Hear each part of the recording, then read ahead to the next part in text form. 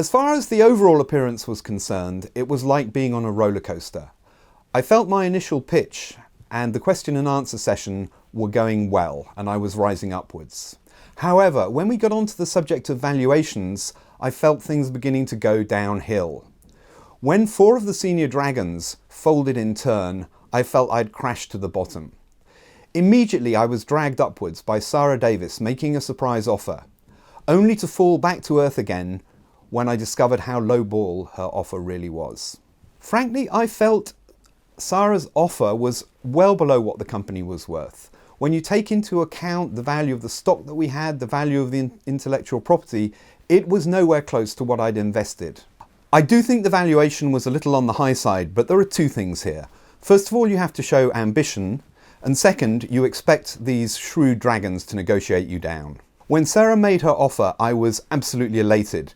It was only when I listened carefully that I realised that she wanted half the company in exchange for the investment, and at that stage I have to say my heart sank again. I decided to turn down the offer for a number of reasons.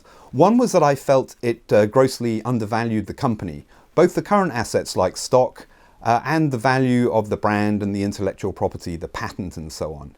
Also, frankly, I'd been in there for nearly an hour and I was simply exhausted. The thought of having to claw my way back up to a fair valuation was at that stage more than I could bear.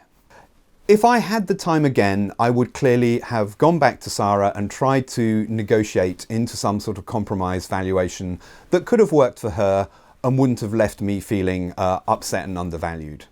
If I were advising people in a similar position, I guess the point I would make would be one about have confidence in yourself, as I think I did, but also to have resilience, to have patience, and appreciate that negotiation is a long game. You can't get it all over and done with in a matter of minutes. Waiting on set, I was both excited and nervous. Excited because this was the culmination of nearly 18 months of preparation for the Den appearance, and terrified because essentially you have only one shot at it. I guess most people don't realise that once the filming starts, it doesn't go back. You can't stop. You have to go through to the bitter end, or, if you're lucky, to a happy ending. I guess it goes without saying that walking out into the footlights in front of the 5 dragons is absolutely terrifying. I think people who are familiar with the show probably expect the dragons to be antagonistic, but I have to say that on the day, and as far as I was concerned, they were an absolute dream to work with. They were polite, they were supportive, and they were not in any way patronising. Overall, it was a very worthwhile experience. Had I not applied, I think I would have regretted it forever. The lessons that I learnt, both during the show and in the very detailed process of applying, are lessons that I still apply today.